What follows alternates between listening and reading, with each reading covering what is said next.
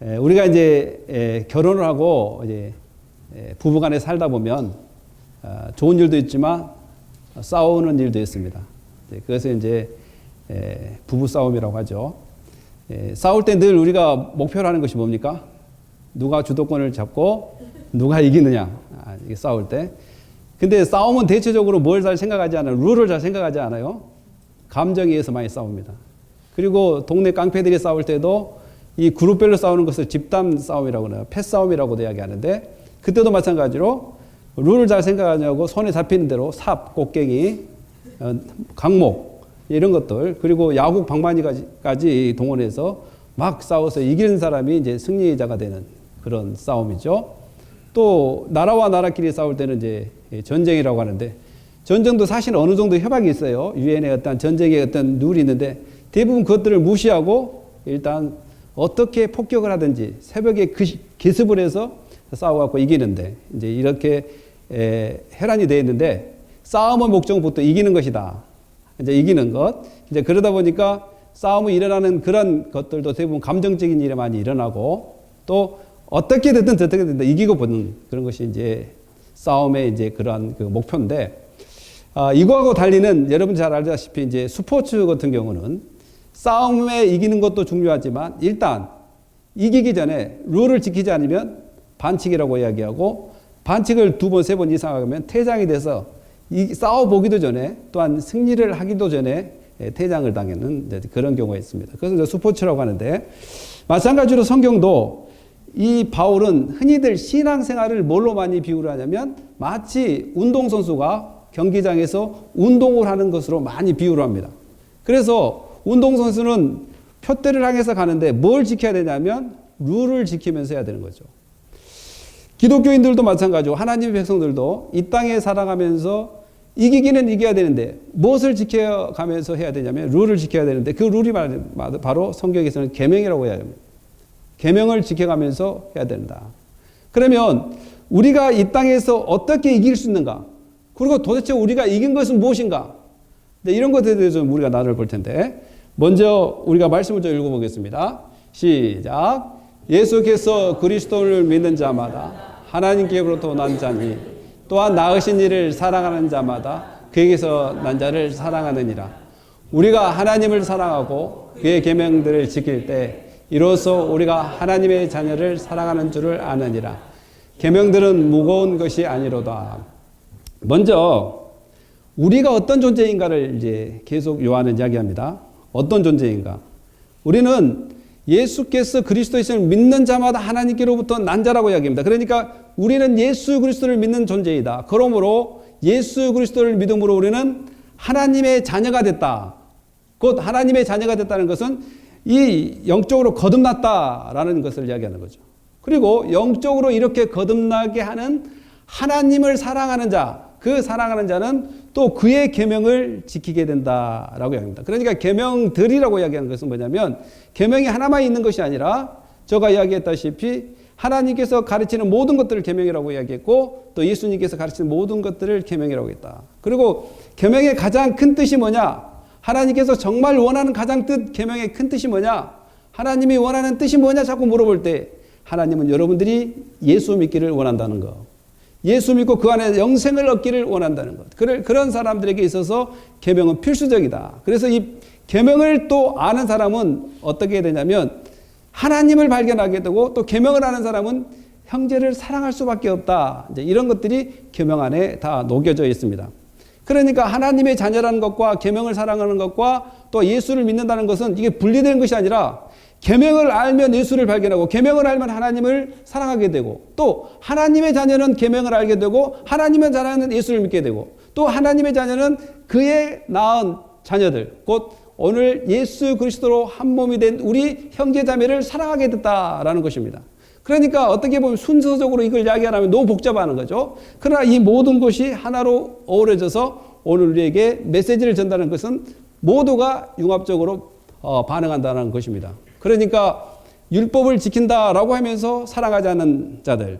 그러니까 에베소 문제가 뭐였냐면 에베소 문제는 나는 예수 그리스도로 구원받는다고 생각하지도 않고 학문이나 이상이나 이데아 세계를 바라보면서 자기만의 통찰력을 통해서 뭔가 고상한 지식을 통해서 자기가 구원을 이룰 수 있고 자기가 신세계를 간다라고 생각을 합니다. 그리고 에베소 사람들의 특징은 뭐냐면 그 사람들에게는 그것이 없습니다. 행함이 없습니다. 행함이. 곧 하나님을 믿고 하나님을 따른 사람이라면 그 하나님께서 낳은 자식, 하나님께서 자녀라고 부르신 모든 사람들이 형제라는 그 영적인 원리를 이해하지 못하고 형제 자매를 사랑하지 않는다는 것입니다. 그러니까 말로만 하나님을 사랑한다라고 이야기하면서 행위로는 전혀 형제를 사랑하지 않고 하나님의 합당한 삶을 살지 않기 때문에 계속 요한은 이와 같은 것을 주장하는 것이죠. 형제를 사랑해야 된다.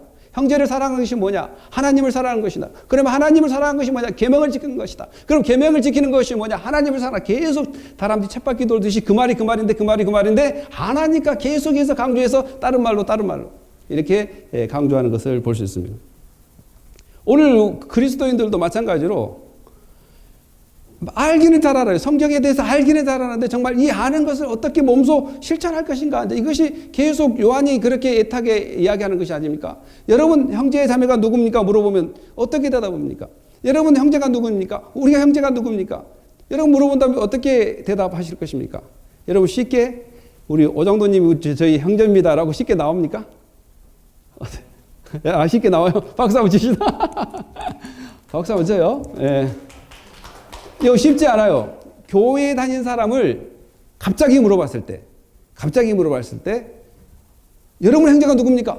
우리 교회 오장로님이 저 형제고, 어제 이제 우리 김미구영 집사님이 신방을 갔는데, 이제 예배를 드리고 이제 한 석 달 정도 넘어서 한번 가정 예배를 드렸는데, 그 골프 치면서 트로피가 있더라고요. 트로피를 보니까, 더 생각난 거예요. 김무경 집사님. 더 생각나. 그때 새벽에 그냥 삼상 갖다 준 것도 생각나고 또 그때 예배 수요일마다 토요일마다 와서 계속 말씀을 사모하고 더 하나로 쫑긋해서 들으려고 이런 생각들도 생각나고 그 트로피를 보면서 막 더 생각나더라고요. 골프 탈 때 트로피. 마찬가지로 이와 같은 것은 뭐냐면 예수 그리스도로 맺어진 형제 자매이기 때문에 그를 볼 때 어떤 느낌이 드는가. 여러분들이 갑자기 물어봤을 때 우리 손영식 지사님처럼 오장로님 저희 형제입니다 라고 말하는 것은 정말 믿음이 정말 많이 성장된 거죠. 여러분들도 그렇습니까? 그리고 가장 여러분들 가까운 형제자매가 누굽니까? 예수 안에서 자기 부인들이라는 부인들. 옆에 있는 부인이 부인만이 아니라 예수 안에서 자매라는 것. 그리고 여러분들이 자녀뿐만 아니라 예수 안에서 형제 자매라는 것. 이것을 깨달았을 때 얼마나 그들을 더 사랑해야 되겠는가. 남편은 아내를 지극히 사랑해야 되고 또 아내는 남편을 지극히 사랑해야 되고 또 부모는 자녀를 지극히 사랑하고 또 자녀는 부모를 지극히 사랑해야 된다. 이것은 뭐냐면 예수 그리스도의 형제요 자매이기 때문에 그렇습니다.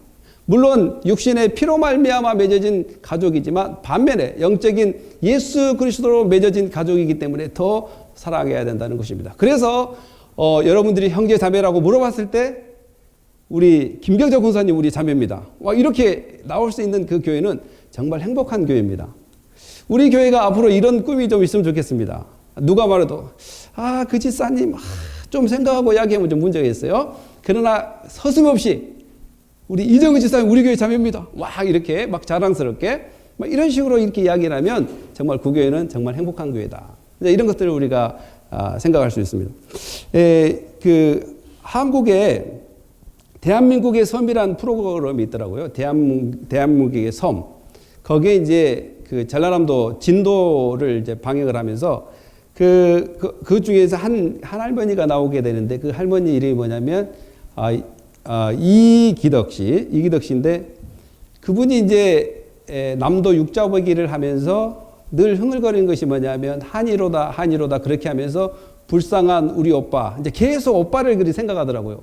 그래서 왜 그렇게 불쌍한 우리 오빠 그렇게 아무 죄 없이 그렇게 죽었던 우리 오빠를 기억하면서 그런 노래를 부르더라고요. 그래서 왜 그런 노래를 부르게 됐냐라고 물어보니까 6.25가 날 때 1950년대 6.25가 날 때 갑자기 징집이 돼가지고 그 오빠는 금방 6.25 끝나고 다시 돌아올 줄 알았어요. 그래서 이제 가기 전에 산에 가서 나무를 엄청 많이 장작을 폈어요. 장작을 펴가지고 산더미처럼 그 헛간이라 그러죠. 거기다가 쌓아놓고 엄마한테, 또 엄마하고 여동생 둘이밖에 살지 않아서 이야기했죠. 엄마, 내가 금방 이 전쟁 끝나고 발을 돌아올 테니까 이 장작을 많이 펴놓았으니까, 쌓아놨으니까 이것을 따뜻하게 떼세요. 이제 그렇게 하고 전쟁 끝나고 바로 오겠습니다. 그때는 이제 뭐 의무 기간이 없었고 갑자기 전쟁이 난 상태라 징병이 돼가지고 갔는데, 갑자기 그 국방부에서 이렇게 날아온 편지가 그 전쟁이라 전사를 했다는 거예요. 전사를 하니까 그 어머니가 그 소식을 듣고 까무러치게 주저앉아 버렸어요. 그 다음부터 그 장작을 못 떼는 거예요. 못 떼. 장작까지 떼버리면 자기 아들을 볼 수가 없어서. 그리고 그 여동생도 이 장작마저 없으면 오빠를 기억할 아무것도 없기 때문에 그 장작을 떼지 않고, 엊그제 그 TV를 보니까 그 50년 넘게 보관한 장작을 보여주더라고요. 이 장작을 보면서.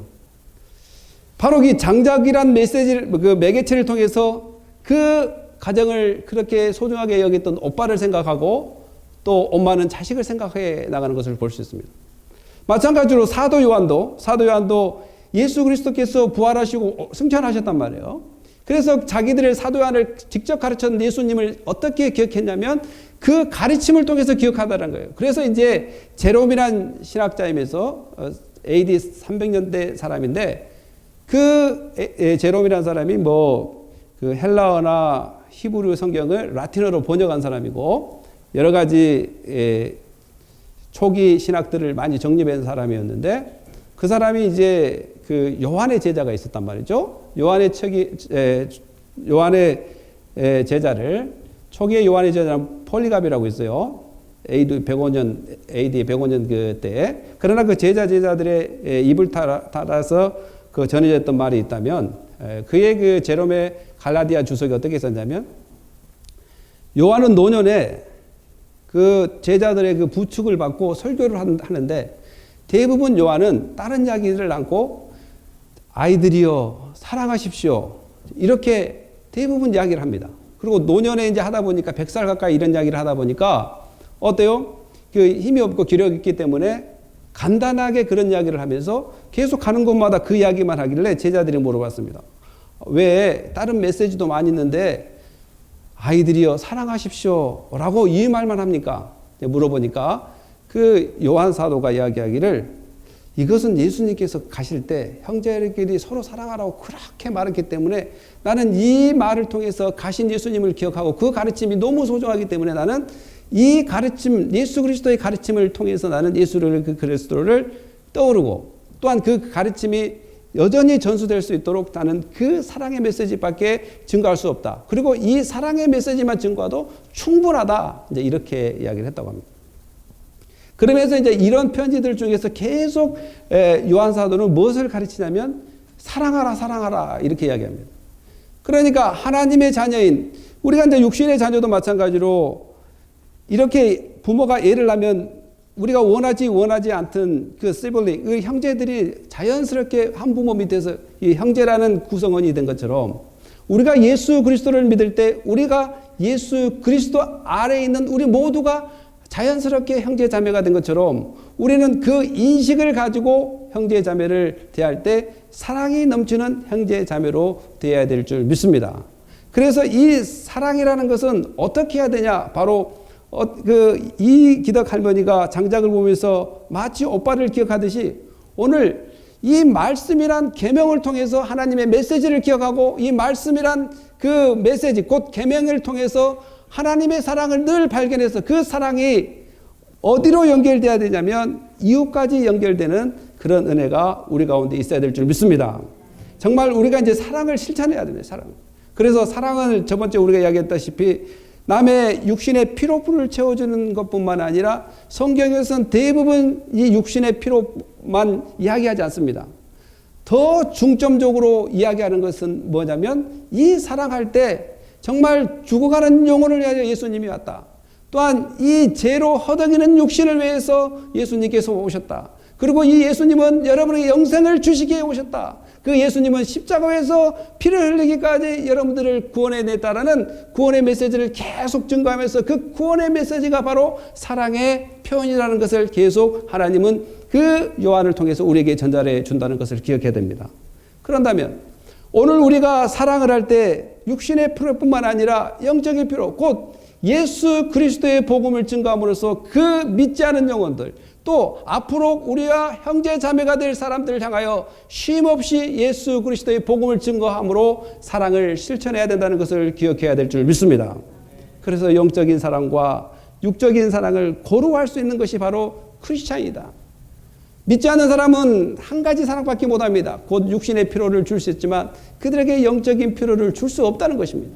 영적인 메시지를 나눌 수 없습니다. 그러나 우리 모두는 영적인 그러한 메시지, 곧 예수 그리스도의 구원의 메시지, 영생의 메시지를 줄 수 있다는 것에 우리는 사랑으로 나타내야 될 줄 믿습니다.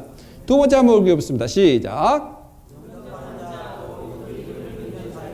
하나님의 자녀가 되는 권세를 주셨으니 이는 혈통으로나 육적으로나 사람의 뜻으로 나지 아니하고 오직 하나님 법으로 난 자들이니라. 그렇습니다. 우리가 이렇게 하나님의 자녀가 될 수 있었던 것은 우리의 잘남이나 우리의 지식이나 우리의 능력이 아니라는 것은 성경은 계속해서 이야기합니다.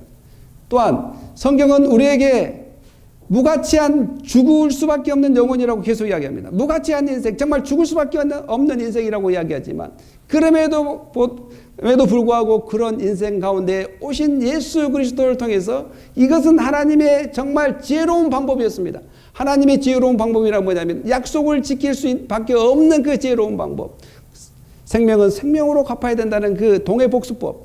그 생명을 드림으로 말미암아 우리의 생명을 사는 그러한 지혜로운 방법을 통해서 우리를 구원해 주었기 때문에 우리는 그 은혜가 얼마나 감사한지 우리는 깨달아야 될 줄 믿습니다. 왜냐하면 에베소 사람들은 그때 그 적그리스도나 거짓 교사들, 이단들은 계속해서 예수 그리스도를 통해서 구원이 일어나지 않는다라는 것을 가르치기 때문에 그렇습니다. 그래서 우리는 예수 그리스도를 믿음으로 형제 자매가 됐으니 우리는 공동 책임이 있다는 것, 또 공동으로 서로 세워가야 된다는 것, 서로 격려를 하고 서로 하나님 안에서 승리할 수 있도록 서로 기도하면서 이 신앙의 여정을 같이 가는 우리 모두가 형제 자매라는 것을 기억해야 될 줄 믿습니다. 그래서 저는 우리 교회가 참 아름답다라고 생각이 들었습니다. 이렇게 우리 형제 자매가 말로만 형제 자매가 아니라 다들 생일이 매달 찾아오면 생일 파티를 해서 정말 축하해주고 또 칠순이면 없는 음식 다른 때보다 배로도 맛있게 해가지고 같이 칠순을 축하해주는 그런 모습을 보면서 이 형제애가 이렇게 느껴지는 것을 볼 수 있습니다. 성경을 100번 알면 뭐 하겠습니까? 이렇게 실천이 없는 교회가 된다면 얼마나 죽어있는 교회겠습니까? 그러나 저희 교회는 이러한 사랑들을 정말 형제의 생일을 축하해 줄 수 있는 마음, 또 나이 드신 분 70 되신 분을 칠순을 축하해 줄 수 있는 마음, 이것이 바로 세상 사람들도 하는 것이지만 기독교인들은 너무나 그런 것들을 이것은 인간적이다라고 배제해버릴 때가 많습니다. 그런 것이 아니라 우리는 이 인간적인 모든 것도 해야 될 뿐만 아니라 아까도 이야기했지만 이 영생의 모든 이 두 가지의 사랑을 골고루 실천해야 될 줄 믿습니다. 늘 영적인 것만 추구하고 육적인 것을 폐지해버리는 것이 아닙니다. 그래서 이 두 가지를 한꺼번에 가는 것이 바로 기독교인들의 신앙이라는 것을 기억해야 될 줄 믿습니다. 또 다시 한번 나오겠습니다. 시작. 세상을 이기는 승리는 이것이니 우리의 믿음이라. 예수께서 하나님의 아들이심을 믿는 자가 그러면 세상을 이기는 자가 누구냐? 여러분, 무릇 하나님께로부터 난 자마다 세상을 이기느니라고 얘기했습니다. 그러니까 세상을 이기는 방법은 다른 데 있는 것이 아니라 하나님께 난 자가 이기구나. 그러니까 하나님의 자녀가 세상을 이기는구나 라는 것을 발견할 수 있습니다. 그리고 그 세상을 이기는 승리는 바로 믿음이라고 이야기합니다. 사실 믿음은 여러 가지 있습니다. 그 절에 다니는 사람이 부처를 믿는 믿음도 있고 또한 그 알라를 섬기는 그 힌두교나 또한 이슬람교회들이 믿는 그 믿음도 있습니다. 그러나 누구를 믿느냐가 중요한 거죠. 누구를 믿느냐. 근데 성경에는 예수께서 하나님의 아들이심을 믿는 것에 대해서 이야기합니다. 그 예수께서 하나님의 아들이 된다는 것을 믿을 때 바로 세상을 이기는 자가 된다고 이야기합니다. 그러니까 싸워서 이기는 것이 아니라 하나님의 계명을 믿고 그 계명대로 살아가는 사람들이 세상을 이기게 돼 있다라고 이야기합니다. 그러니까 이 세상을 이기는 이 믿음, 세상을 이길 수 있는 이 믿음, 이것은 바로 예수 그리스도 안에 숨겨져 있습니다. 그러니까 잘 보십시오. 하나님께로 난 자마다 하나님으로부터 어떻게 날 수가 있습니까? 바로 예수 그리스도를 통해서 날 수 있습니다. 그러니까 이 말이 분리된 것 같지만 또 하나라는 거죠. 예수 그리스도를 하나님의 아들로 믿는 이것이 하나님의 자녀가 되는 것이고, 하나님의 자녀는 예수 그리스도를 믿는 것이 또 하나님의 자녀고, 그러니까 이것이 분리된 것 같지만 분리되지 않았다는 거예요. 그러니까 이 세상을 이기는 것은 바로 하나님의 자녀라는 그 특권 때문에 세상을 이길 수 있다는 것입니다. 그러니까 우리 막내딸 하영이가 고모가 와서 20불을 줬어요. 20불을 줬는데 어느 날 갑자기 아빠 그러니까 아빠 우리 컬버스 가서 햄버거 하나 먹죠? 왜 너 돈 있어? 왜 돈 있어요? 어떻게 생겼어? 내 지갑에 돈 있어요. 그러니까 걔가 돈이 있으니까 막 자신감이 생기더라고. 믿는 구석이 있어요. 믿는 구석이. 평소에는 저한테 얻어먹다가, 그래서 이제 이 20불이라는 돈이 지갑에 있으니까 자신감이 생겨요. 근데 여러분 20불보다 더 큰 하나님이 나와 함께 계신다는 것에 대해 우리는 좀 20불보다 더 작게 생각할 때가 좀 있을 때가 있었어요. 그러나 우리가 다시 한번 생각해 볼 때 믿는 구석이 있는 사람은 담대합니다. 믿는 구석이 있는 사람. 여러분 믿는 구석이 누굽니까? 바로 예수 그리스도요. 또 우리가 하나님의 자녀라는 그 믿는 구석을 가지고 있는 사람은 담대합니다. 도도하단 말이 아니라 담대합니다. 도도한 사람은 자기 멋에 치우쳐서 도도하는 것이고, 담대하다는 것은 뭔가 믿는 구석이 있기 때문에 담대하다는 거예요. 그러니까 오늘 그리스도인들이 예수 그리스도를 믿음으로 말미암아, 또한 내가 하나님의 자녀됐다는 그 원리로 인하여 우리가 이 세상에서 담대하게 살아야 될 줄 믿습니다. 여러분, 그래서 요한이 이야기합니다. 야, 계명이 무거운 것이 아니다. 계명이 왜 계명이 무거운 것이 아니냐? 곧 하나님을 사랑하는 것은 이것이니 곧 계명을 지키는 것이다. 계명은 무거운 것이 아니다고 여러분의 성경책 3절에 나왔나요? 3절에 나왔다는 거죠. 그러니까 그 무겁지 않다는 것은 뭐냐면, 사실 여러분 잘 생각해 보세요. 살인한 것이 힘들어요? 살인 안 한 것이 힘들어요? 예? 안 한 것이 힘듭니까? 어떻게 두 분 집에 계속 막 살인적인 싸움이 일어나고 있는 것 같아요. 감사히 하여간 부모를 공경하는 것이 힘들어요? 공경 안 하는 것이 힘들어요? 그거는 좀 생각해 봐야 됩니까? 바람 피우는 것이 힘들어요? 바람 안 피우는 것이 힘들어요? 바람 피우는 거 힘들죠? 예. 그래서 못생긴 사람들이 하는 소리예요. 이쁜 사람들은 바람 피우기가 쉽다고 이야기하고, 간음한 것이 쉬워요? 간음 안 하는 것이 어려워요? 간음한 것이 쉬워요? 간음 안 하는 것이 어려워요? 안 하는 것이 어려워요. 안 하는 것이 어렵다. 그럼 간음이 쉬운가 봐요? 몇 명의 남자를 만났는지 모르겠네, 아이가. 그러니까 결국은 이 율법은, 예를 들어서 간음을 했다고 해봅시다. commit adultery. 간음을 하면 생기는 부작용이 뭐냐면, 일단은 부부간의 관계가 깨어집니다. 그리고 부부간의 관계가 깨어지면 그 밑에 잘린 자식들도 관계가 파손됩니다.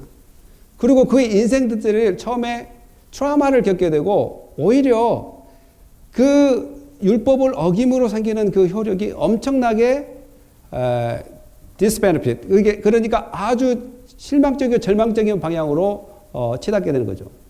그러나 간음을 하지 않음으로써 생기는 것은 계속 부부간의 금수를 이어갈 수 있고, 그 밑에 딸린들에게 계속 티칭을 해서 그들이 잘 살 수 있도록 서포트를 해줌으로써 오히려 율법을 지킴으로 생기는 베네핏, 그 풍부함이, 이익이 더 많다는 것을 우리는 기억해야 됩니다.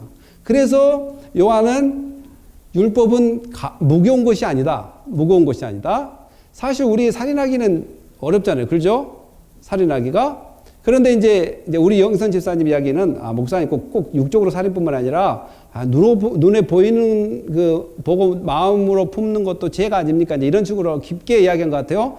깊게. 물론 그렇지만 그 모든 율법은 원래 우리에게 무엇을 주기 위해서 우리에게 주셨다면 우리를 더 이익되게 하기 위하여 주었다는 것입니다. 부모에게 불효해봤자 서로 불편하단 말이죠. 그러나 부모에 공경하면 공경할수록 늘 내가 부족하고 또한 부모한테 더 잘하고 싶고 또 해도 내가 정말 못하고 있는 것 같은 그런 마음의 공경심이 있는 것이 바로 좋은 관계를 유지하고 또 그 모습을 누가 봅니까? 자녀들이 배우고 또 그 모습들이 계속 이어짐으로 행복한 가정이 이어지기 때문에 율법은 결국 여러분들을 행복하게 만들고 여러분의 이익을 주는 거라, 이런 의미에서 율법은 무거운 것이 아니다 라고 이제 이렇게 이야기합니다. 그래서 사람들이 이야기합니다. 내가 나를 볼 때는 정말 이 세상을 이길 수 없을 것 같다 라고 많이 생각합니다. 네, 우리가 그 두 번째 한번 읽어볼까요? 자녀들아, 시작. 너희는 하나님께 속하였고 또 그를 이겼나니 이는 너희 안에 계시니 세상에 있는 자보다 크심이라. 그러니까 이제 보통 신앙생활을 하면서 나는 율법을 잘 못 지킬 것 같아. 그리고 믿음이 없어. 그러니까 나는 세상에 이길 수 있는 힘도 없어. 이제 이렇게 생각합니다. 근데 성경은 그렇게 이야기하지 않고 네가 세상을 이길 수 있는 것은 너 때문에 이긴 것이 아니다라고 계속 이야기해요. 너의 연약함으로 세상을 정복할 수도 없다고 이야기합니다. 그러나 하나님께서 너를 하나님의 백성으로 삼아주었기 때문에 또한 너가 예수 그리스도를 믿는 그 믿음으로 말미암아 세상을 이긴다고 이야기합니다. 그러니까 너의 연약함을 보지 말고 나의 연약함에도 불구하고 나를 구원해 주신 예수를 바라봐야 된다. 또한 나의 연약함에도 불구하고 나를 하나님의 자녀 준 하나님의 은혜를 바라봐야 된다. 그 은혜가 여러분들에게 세상을 이길 수 있는 승리를 준다는 것을 기억해야 될 줄 믿습니다. 나를 봐도 답이 없습니다. 여기 서 있는 저를 봐도 마찬가지로 여러분들도 하나님 은혜 안에 살고 있기 때문에 오늘도 이렇게 은혜 가운데 걸어간다는 것을 늘 감사하면서 살아야 될 줄 믿습니다. 여러분 자신을 보지 마십시오. 예수 그리스도를 바라보십시오. 그분은 여러분들을 의의 길, 진리의 길, 승리의 길로 인도합니다. 여러분, 그러면 여기서 우리가 승리를 해야 될 목적이 뭡니까? 승리를 한다는 것이 뭡니까? 그 승리는 세상에 어떠한 적개심에 가득한 사람들하고 싸우는 것이 아니고 곧 우리가 승리를 했다, 이 말은 세상에서 줄 수 없는 것을 가졌다는 겁니다. 세상에서 줄 수 없는 것은 뭐냐면 우리가 영생을 세상에서는 어떻게 해도 선을 쌓아도 구할 수 없지만 예수 그리스도를 통해서 세상에서 받을 수 없는 그 영생을 받았으므로 우리는 승리했다는 것입니다. 여러분, 세상에서는 영생을 줄 수 없습니다. 그리고 세상에서 아무리 좋은 것도, 아무리 귀한 것도, 아무리 비싼 것도, 아무리 최고 멜콤도 영생하고 비교할 수 없습니다. 그래서 우리가 영생을 가진 것이 세상의 모든 것을 가진 것과 똑같다라고 이야기할 수 있다는 것입니다. 그러니까 그러므로 세상 사람들은 영생을 갖지 못하므로 승리하지 못했다고 이야기하지만 우리는 승리할 수 있다라고 이야기하는 것은 바로 예수 그리스도를 통해서 영생을 갖고 또한 그 영생이 바로 우리를 영원한 천국으로 인도하는 것뿐만 아니라 두 번째는 우리가 세상에서는 왕의 그 자녀만 돼도, 대통령의 자녀만 돼도 영예라고 부르고 또한 그 왕족이라고 부르지만 우리는 이 세상의 왕을 다스리신 하나님의 자녀가 됐기 때문에 우리는 승리했다라고 이야기한다는 것입니다. 그래서 세상을 싸우는 일에 승리했다는 의미가 아니고 곧 왕 대신 왕, 하나님의 자녀가 됐다는 것이 우리의 승리고 또 예수 그리스도로 정말 죽을 수밖에 없는 영혼이 영생을 얻은 것이 승리라는 것. 이것을 기억할 때 우리는 승리의 삶을 살고 있다는 것을 기억해야 될 줄 믿습니다. 여러분, 승리의 삶을 살고 있습니까? 아니요, 좀 연약한데. 아니다, 연약한 것이 아니라 우리 어떤 분은 성경 공부 다 해놓고 항상 그래요. 그래, 이 하나님이 있으니까 열심히 영광으로 살아야 되겠다, 이렇게 하는 사람이 있으면 그래, 알기는 다 한대요. 알기는 다 한대요. 또 안 돼요. 이런 사람이 또 있어요. 꼭 마지막에 꼭 초를 치는 사람이 있어요. 성경을 배웠으니까 이제 하나님이 나를 도와주시고 그의 능력으로 오늘도 승리하는 삶을 살겠다는 확신을 가지고 나가야지. 알긴 다 알아. 좋은 말씀인데요. 꼭 나가면 안 되죠. 이렇게 하는 사람이 있는데, 근데 그분이 이제 그날부터 말을 바꾸기로 했다고 그러더라고요. 이렇게 예수님 때문에 우리는 구원받았다는 것을 우리는 인식해야 될 줄 믿습니다. 또 한번 넘어가겠습니다. 시작. 믿음이 작은 자들아 하시고 곧 일어나사 바람과 바다를 꾸짖으시니 아주 잔잔하게 되거늘. 그러니까 이제 믿음이 많다 적다라고 이야기하지 않습니다. 믿음이 많다 적다 이렇게 이야기하지 않고 믿음이 크다 작다 이렇게 이야기해요. 믿음은 숫자가 아니라, 믿음은 어떠한 개수가 아니라 어떠한 물처럼 덩어리로 덩어리. 믿음이 크다, 믿음이 작은, 이제 이렇게 이야기합니다. 그러니까 그 믿음이라는 것을 이제 예수님께서 이야기했다시피 믿음을 우리가 잘 보면 누가 주는 것을 잘 볼 수 있습니다. 예수께서 이르시되 어찌하여 무서워하느냐 믿음이 작은 자들아 하시고 곧 일어나사 바람과 바다를 꾸짖으시니 아주 잔잔하게 되거늘. 예수님의 제자들이 믿음이 있었을까요, 없었을까요? 있었는데 적다 이제 말이죠. 적다. 그러니까 예수님께서 같이 배 안에 있었어요. 예수님께서 배 안에 같이 있었는데 갈릴리 바다에 바람이 부니까 흔들리니까 그 제자들이 예수님을 깨우면서 자기를 구원해달라고 하니까 그때 예수님께서 어찌하여 무서워하나 믿음이 작은 자들아 이렇게 이야기하면서 그대로 이야기합니다. 곧 그들에게 믿음이 적은 자들하고 이야기했다는 것은 그들에게 뭐가 앞으로 더 필요하다는 거예요. 믿음이 성장돼야 된다는 것을 예수님께서 이야기해 줍니다. 그러니까 이 바다를 잔잔케 하고 꾸짖는 것은 누가 하냐면 예수 그리스도가 있다는 것. 그러니까 우리의 믿음의 대상이 누가 된다는 거예요? 예수 그리스도가 돼야 된다는 것을 계속 이야기합니다. 그 밑에도 한번 읽어볼까요? 시작. 곧 아이와 아버지가 소리질러 이르되 내가 믿나이다. 나의 믿음 없는 것을 도와주소서 하더라. 믿음 없는 것도 요청을 해야 되구나. 믿음이 없으면. 그래 모든 사람들이 예수를 믿는 순간 믿음이 있습니다. 그 다음에 믿음이 적고 크고 이 차이라는 거죠. 그러니까 믿음이 적은 사람들은 믿음을 구해야 된다는 거죠. 이 이야기는 뭐냐면 어떤 아버지가 자기 아들이 말도 못하고 듣지 못하고 계속 그 거품을 물고 또 넘어지고 또 제자들이 와서 고치도 못하니까 그 아버지가 제자들을 데리고 그 자녀를 데리고 예수님께 왔어요. 예수님께 와서 이야기하기를 당신이 무엇인 할 수만 있거든 우리를 불쌍히 여기사 도와주십시오. 그렇게 이야기하니까 예수님이 무슨 말이냐 할 거더니 무슨 말이냐 믿는 자에게 능치 못할 일이 없다라고 예수님께서 꾸짖으면서 이야기했던 것이에요. 그러면서 곧 그의 아버지가 소리질러 이르되 내가 믿나이다. 나의 믿음 없는 것을 도와주소서 하더라. 이렇게 그 아버지가 자기의 믿음 없는 것을 도와달라고 이야기합니다. 사랑하는 성도 여러분, 만약에 여러분들 예수를 믿는데 나의 연약함에 머물러서 모든 것을 포기하지 마십시오. 여전히 하나님께서는 여러분들을 택한 백성들은 끝까지 지켜주신다는 것을 믿고 우리가 해야 될 것이 있다면 그 택하신 하나님께 나의 믿음 없음을 구하는 것이 필요하다는 것입니다. 믿음은 구하는 것입니다. 그래서 내 믿음이 성장할 수 있도록 이렇게 날마다 기도하는 것이 우리에게 필요하다는 것. 또 넘어가 볼까요? 시작. 사도들이 주께 여짜오되 우리에게 믿음을 쓰을 주소하니. 사도들도 예수님의 제자들 이야기합니다. 예수님의 제자들, 예수님이 가르칠 때 이렇게 가르치죠. 야, 만약에 어떤 사람이 7번이나 너에게 잘못을 했어. 또 근데 다시 또 7번이나 와서 계속 용서를 빌면 너 용서해 줘야 된다. 이렇게 하니까 제자들이 이거 감당이 안 되는 감당이.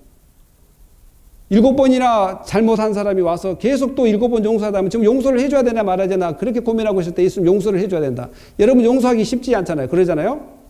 용서하기 쉽지 않아서 마음에 심장병이 들려서 그 사람만 떠오르면 그냥 죽이고 싶고 또한 그 사람만 생각하면 정말 정머리가 뚝뚝 떨어지는 그러한 삶을 살고 있는 사람이 한 번도 아니고 7번, 그 7이라는 숫자 완전 숫자 계속해서 너희를 그렇게 힘들게 한다면 너희는 계속해서 용서해 주라. 이제 이런 의미인데 제자들은 그때 할 수 없어서 제자들이 하는 말, 사도들이 주께 여짜오 이르되 우리에게 믿음 없음을 더하소서 하니라. 그러니까 믿음이 없는 것에 대해서 어떻게 해달라고 예수님께 요청하냐면 더해달라고 이야기합니다. 더해달라고. 믿음을 더해달라고. 마찬가지로 여러분들 우리 모두가 믿음이 연약할 수 있습니다. 그러나 이 연약한 믿음에서 머물러 있는 것이 아니라 계속해서 예수 그리스도 이름으로 나의 믿음 없음을 용서하시고 나의 믿음 없음을 더하여 주십시오. 내가 믿을 수 있도록 힘을 주십시오. 성령님 나에게 더욱더 믿음을 주십시오. 이렇게 구하는 은혜가 있을 줄 믿습니다. 이런 구함이 있어야 됐습니다. 또 밑에 한번 내려가 봅시다. 시작. 그러나 내가 너를 위하여 내 믿음이 떨어지지 않기를 기도하였노니 너는 돌이킨 후에 내 형제를 굳게 하리라. 이거 누구한테 이야기하는 것 같아요? 잘 하셨어요. 베드로 말입니다. 시몬이라고도 이야기합니다. 거기는 시몬아 마귀 사탄이 너를 밀가부듯이 하는구나. 그리고 너를 밀가부들에서 넘어지게 하려고 한다. 그렇게 이야기하면서 그러나 예수님이 내가 너를 위하여 내 믿음이 떨어지지 않기를 기도하였노라. 그러니까 예수님이 우리를 위해서 뭐 하신다고요? 믿음이 떨어지지 않도록 기도해 주신다는 것입니다. 누구의 제자니까? 베드로가. 예수님의 제자니까. 그러니까 한 번 찍힘을 당하고 한 번 쓰기로 작정한 그 예수님의 제자들은 예수님께서 그가 믿음이 떨어지지 않도록 기도했다는 거예요. 그래서 어떻게 당부하냐면 너가 넘어진다 할지라도 돌이킨 후에 내 형제를 굳게 하라. 이렇게 이야기합니다. 그러니까 이 상황은 어떻게 하냐면 골수면 베드로가 예수님을 3번 부인합니다. 3번 부인하는데 3번 부인하기 전에 뭐라고 했어요? 나는 예수님과 같이 죽겠다. 예수님을 위해 살겠다. 이렇게 헌장담했던 그가 예수 그리스도를 부인하기 시작합니다. 그러면서 그가 예수를 떠나지 않았던 것은 바로 예수님께서 이러한 기도를 했다는 거예요. 믿음이 떨어지지 않도록. 그리고 이제 다시 회개하고 회복이 되면 너도 실수했기 때문에 다른 사람이 실수하면 정죄하지 말고 그들을 어떻게 세워달라는 거예요. 다른 형제들도. 오늘 우리 교회 안에 집사님, 장로님, 단수 집사님 이런 분들이 이제 이런 마인드를 가져야 됩니다. 이제 성도들의 믿음이 떨어지고 연약하면 또 그런 사람들을 일으켜 세워서 믿음을 가지고 살아갈 수 있도록 같이 기도해주고 또 상담도 같이 하고 그러면서 우리 형제 자매를 사랑하는 그런 은혜가 있어야 될 줄 믿습니다. 이것이 우리 교회가 해야 될 일입니다. 정말 사랑이 넘치는 교회가 이런 일들을 잘 해나가는 거예요. 믿음이 떨어지면 믿음을 세우기 위해서 기도하고 또 그들이 바로 세울 수 있도록 먼저 된 자가 나중 된 자를 이렇게 세우고 또 엘더가 또 영맨들 그 젊은 사람들을 또 이렇게 나가고 그래서 이런 사역들이 바로 리더들이 해야 되는 사역이고 또 믿음의 사람들이 해야 될 사역이라는 것. 이것이 바로 믿음을 서로 회복해 나가는 것입니다. 왜 그렇습니까? 이 믿음이 누구를 향한 믿음입니까? 예수를 향한 믿음이고 이 믿음은 무엇을 갖다 주는 믿음입니까? 승리를 갖다 주는 믿음이고 승리는 무엇을 이야기합니까? 우리가 영생을 받았고 하나님의 자녀가 되었다는 확신을 갖다 주는 것이기 때문에 그렇습니다. 아멘입니까? 다음은 나오겠습니다. 시작. 그러므로 믿음은 들음에서 나며 들으면 그리스도의 말씀으로 말미암느니라. 사람들이 믿음이 엄청 많은 것처럼 해도 잘 쓰러지는 이유가 뭐냐면 그 하나님 말씀에 대해서 관심이 없기 때문에 그렇습니다. 관심을 가져도 꼭 재미있는 이야기만 관심 갖고 또 놈이 간증하는 소리만 관심을 갖고 간증은 다 틀려요. 설교를 내가 하지만 여기서도 하지만 설교 말씀에 대해서 좀 이해가 쉽게끔 해서 내가 간증을 하고 또 이그젠플을 드는 것이지 이 간증과 이 이그젠플은 다 다릅니다. 사람마다 다 달라요. 다 해결될 수 없습니다. 그런데 이 말씀 속에서 원리를 찾아야 됩니다. 아멘입니까?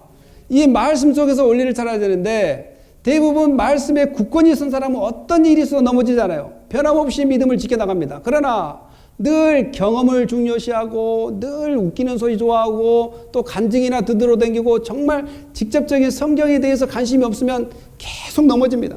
그리고 자기의 판단으로 모든 것을 하려고 합니다. 자기가 왕이 되려고 하고 자기의 경험을 내세워서 모든 일을 하려고 합니다. 그러나 그리스도인들은 하나님의 말씀이 자기를 인도하게끔 이 말씀으로 돌아가야 될 줄 믿습니다. 바로 믿음도 들음에서 나고 그 들음은 지금 뭐 간증을 들은 이것이 아니라 하나님 말씀을 들음으로 나는 거예요. 그리고 그리스도의 말씀으로 말미암아 된다고 이야기합니다. 곧 그리스도의 그 말씀의 그 가르침이 요한이 그 가르침을 생각해서 늘 아이들이여 사랑하십시오 라고 이야기한 것처럼 늘 우리도 성경을 비롯해서 성경에 말씀하기를 하나님께서 말씀하시기를 예수님께서 말씀하시기를 이렇게 먼저 입에서 나와야 될 줄 믿습니다. 우리 집사님이 어떤 그 간증을 했는데 우리 집사님이 말이야 애들 뭘 살다가 뭘 샀는데 뭐 간증 속에 이런 이야기를 하더라고. 참 그것이 맞는 것 같아. 맞을 수도 있습니다. 그러나 다 맞지는 않습니다. 그래서 우리가 찾아야 될 것은 하나님의 말씀을 찾고 그 말씀 안에서 원리를 찾아서 하나님이 기뻐하신 뜻이 무언가를 발견해야 될 줄 믿습니다. 그 말씀의 핵심은 누구라고요? 예수 그리스도라는 사실입니다. 예수 그리스도. 또 밑에 한번 읽어볼까요? 시작. 너희 믿음이 사람의 지혜에 있지 아니하고 다만 하나님의 능력에 있게 하려 하였노라. 그러니까 믿음을 내가 생산해내는 것이 아닙니다. 내가 어떻게 해서 조작해서 만들어낸 것이 아니라 말씀을 보면서 예수 그리스도의 가르침을 순종할 때 그 믿음은 성장하게 되어 있습니다. 그 말씀과 전혀 다른 그러한 곳에서 믿음을 만들어내지 않습니다. 곧 또한 하나님의 그 계획 가운데 믿음은 계속해서 우리에게 생성되어지고 그 믿음이 성장되어져 가고 있습니다. 또 밑에 한번 읽어볼까요? 시작. 성령은 능히 너로 하여금 그리스도 예수 안에 있는 믿음으로 말미암아 구원에 이르는 지혜가 있게 하느니라. 이거 바울이 디모데에게 이야기했던 이야기죠. 바울이 디모데에게 성경은 능히 너로 하여금 그리스도 예수 안에 있는 믿음으로 말미암아 구원에 이르는 지혜가 있게 하느니라. 곧 예수 그리스도의 가르침과 하나님의 말씀을 곧 성경이라고 이야기해요.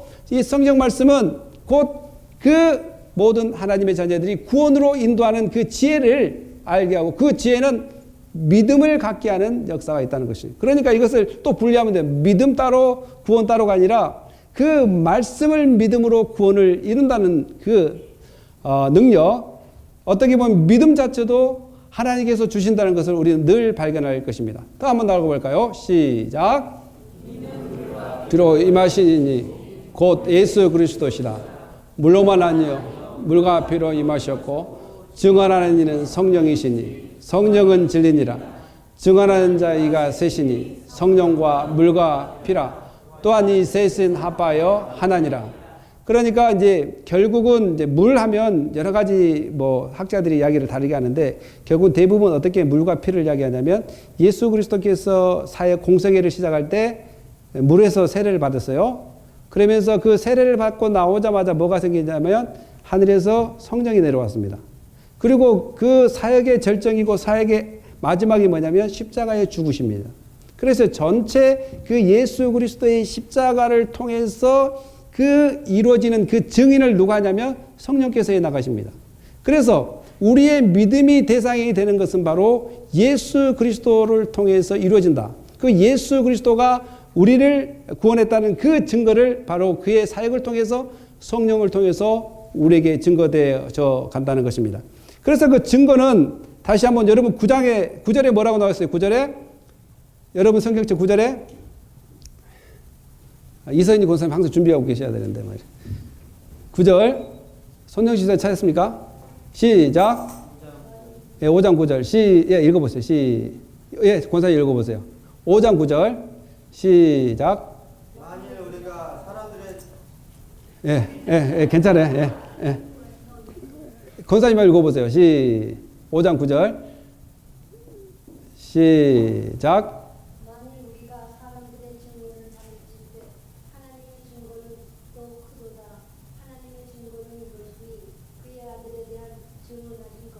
그래서 하나님의 증거는 이것이 곧 그의 아들 누구를 증거한다고요? 예수 그리스도를 증거한다는 것입니다. 예수 그리스도. 그 증거는 예수 그리스도다. 또 두 번째 증거는 뭐냐면 11절 한번 찾아보세요. 11절. 손정신 사님 읽으실 줄 압니까? 시작. 또 증거는 이것이니 하나님이 우리에게 영생을 주신 것과 이 영생이 그의 아들의 안에 있는 그것입니다. 그렇습니다. 그러니까 증거는 두 가지인데 하나님의 아들을 믿는 것과 두 번째는 뭐냐면 영생을 증거해 준다고 그랬습니다. 그러니까 이것도 두 개로 나눈 것 같지만 결국 다 연결되는 것입니다. 그러니까 예수 그리스도를 하나님의 아들이라고 고백한 사람은 영생을 받게 되는데 고로 이러한 모든 믿음의 증거는 우리가 예수 그리스도를 믿는 것과 또한 그 예수 그리스도를 통해서 영생을 받았다는 것이 이 세상의 승리 비결인 줄 믿으시기 바랍니다. 그래서 여러분들이 얼굴이 환하게 빛이 나고 이 세상에서 담대할 수 있는 것은 뭐가 있기 때문에 믿는 구석이 있기 때문에 그래요. 믿는 구석. 믿는 구석이 뭡니까? 나는 오늘 이 세상을 따라 천국 갈 수 있는 확신이 있다. 왜 그랬습니까? 이미 영생을 세상에서 줄 수 없는 것, 세상에서 가질 수 없는 영생을 가졌기 때문에 나는 얼굴에 활기가 나고 또 우리의 마음이 기뻐하는 것은 이러한 것들을 가지고 있기 때문에 라고 요한은 증거한다고 이렇게 이야기합니다. 예수님은 우리에게 어떻게 이야기합니까? 세상의 시작. 세상에서는 너희가 환난을 당하나 담대하라. 내가 세상을 이겼노라. 그렇습니다. 세상을 이겼다라고 이야기합니다. 그러니까 우리의 증언자가 되신 예수님이 나와 함께 계시고 그 예수님은 세상을 이기신 분이기 때문에 예수님을 믿는 우리는 세상을 이미 승리했음을 여러분 깨달으시기 바랍니다. 그래서 세상에 비굴하게 사는 것이 아니라 세상을 어떻게 살자? 담대하게 살아. 누가 이야기입니까? 내 이야기입니까? 예수님께서 여러분에게 부탁하신 말씀, 세상에 담대하게 살아. 이미 예수님이 세상을 이겼다라고. 왜 그렇습니까? 여러분이 하나님의 자녀고 예수 그리스도를 믿는 자녀이기 때문에 여러분들이 그 은혜로 말미암아 세상을 이길 수 있다는 것입니다. 십성과 절도범이 판사가 물어봤어요. 어떻게 물어봤냐면 절도할 때 가장 쉬운 집이 어떤 집이냐 물어봤을 때 그 문단속이 가장 허술한 집이 가장 쉽다. 또 두 번째 쉬운 것이 뭐냐면 그 집에 들어갔는데 겁쟁이가 있을 때 가장 쉽다. 그냥 나 본 순간에 뭘 드릴까요? 뭘 드릴까? 저거 가져와. 가져가세요. 가져가세요. 이런 사람이 가장 쉬웠다. 그럼 반대로 어떤 사람이 어렵냐? 문단속을 철저히 한 사람이 어렵다. 그 열쇠를 하나 기껏해서 막 열심히 열고 문을 딱 열었는데 또 하나 문이 있어. 문을 열심히 또 열었는데 방문까지도 잠겨져 있어요. 방문을 열고 또 갔는데 그 금괴까지 잠가져가지고 이거 푼이라고 사람이 그 원룸 들어와가지고 도둑질을 못하는 경우가 상당히 많이 있다고 그래요. 집이 잘 문단속이 됐을 때. 이러한 것들을 보고 또 두 번째는 어떨 때 가장 힘들었냐 하면 갑자기 도둑놈이 딱 들어왔는데 그 사람이 딱 양발로 앉으면서 어서 와 같이 술 한잔 하자고. 이럴 때 가장 힘들었다고 합니다. 마치 그 사람이 냉장고 옆에 딱 술판을 버려놓고 있는데 도둑이 왔는데 갑자기 이리 와 술 한잔하게 갑자기. 어떻게 왔냐고. 모르는 사람 같은데. 그 담대하게 행동을 했을 때 가장 무서웠다고 합니다. 무서워할 때. 사랑하는 성도 여러분, 우리 그리스도인들도 마찬가지로 사실 우리 딸이 20불 갖고 저한테 그렇게 큰 소리 치듯이 우리는 20불보다 더 위대한 하나님의 능력과 권능과 예수 그리스도의 믿음을 가지고 있음에 대해서 여러분 믿는 구석이 있어서 늘 큰 소리 치며 사시기 바랍니다. 싸우란 말이 아니죠. 어떠한 상황도 이길 수 있는 확신을 가지고 살아 이 말입니다. 아멘입니까? 왜 그렇습니까? 우리가 하나님의 자녀이기 때문에 그렇습니다. 그럼 다시 한번 읽어볼까요? 시작. 또 죄송합니다. 마지막에 그들이 시작. 그들이 어린 양과 더불어 싸우려니와 어린 양은 만주해 주시오. 만왕의 왕이심으로 그들을 이기실 터이요. 또 그와 함께 있는 자들 곧 부르심을 받고 택하심을 받은 진실한 자들도 이기시리로다. 이것은 그것입니다. 요한계시록에 나오는 건데 세상의 왕들과 짐승이 연합을 해서 누구한테 대적을 하냐면 예수 그리스도께 대적을 합니다. 세상의 왕들. 그때 그 당시 세상의 왕이 누구였냐면 로마였어요. 그리고 예수님이 살았던 곳의 왕은 누구냐면 헤롯이었단 말이죠. 그리고 그 헤롯을 대신해서 정치한 것은 본디오 빌라였습니다. 그것을 관할했던. 그래서 로마의 본디오 빌라도 하고 이스라엘 종교 지도자들이 합작을 하고 또 마귀 사탄과 합작을 해서 누구를 공격하냐? 예수 그리스도를 공격합니다. 자, 마귀 사탄이 합작을 할 수 있는 증거가 누구냐? 마귀는 가룟 유다에 들어가서 예수를 팔게 만들었습니다. 그러니까 이런 짐승과 온 세상의 왕이 합작해서 예수 그리스도를 공격하니 그들이 어린 양과 더불어 싸우려니와 어린 양은 만주해 주시오 만왕의 왕이심으로 그들을 이기실 터이다. 그래서 그들이 예수를 죽였지만 예수는 결국 살아나셨습니다. 믿습니까? 예수는 부활하셨습니다. 그들이 죽이려고 했지만 3일 만에 다시 부활해서 이 세상에 승리를 외쳤다는 것입니다. 그러니까 그들이 아무리 세상의 왕이나 사탄이 예수 그리스도를 죽이려고 해도 예수 그리스도 죽지 않는다. 그가 죽음에서 다시 살아난 것처럼 어떻게 우리에게 희망의 메시지를 줍니까? 그들이 이기서 그와 함께 있는 자들 누굽니까? 자기도 하고 짚어보세요. 이렇게 예수 그리스도와 함께 있는 우리들 함께 있는 자들 곧 부르심을 받고 택하심을 받은 진실한 자들도 이기리라. 아멘. 여러분들이 예수 그리스도를 진실로 믿는다면 또 하나님의 택한 백성이라면 정말 이 세상에서 이길 수밖에 없습니다. 곧 이겼다는 것은 싸웠단 말이 아니라 영생을 소유했으므로 이제는 죽음도 두렵지 않다는 것입니다. 아멘. 그런 은혜가 있음을 믿고 이 땅을 정말 승리하면서 사시기 바랍니다. 그리고 기쁘게 사십시오. 또 담대하게 사십시오. 하나님이 여러분들과 함께 했기 때문에 그렇습니다. 기도하겠습니다.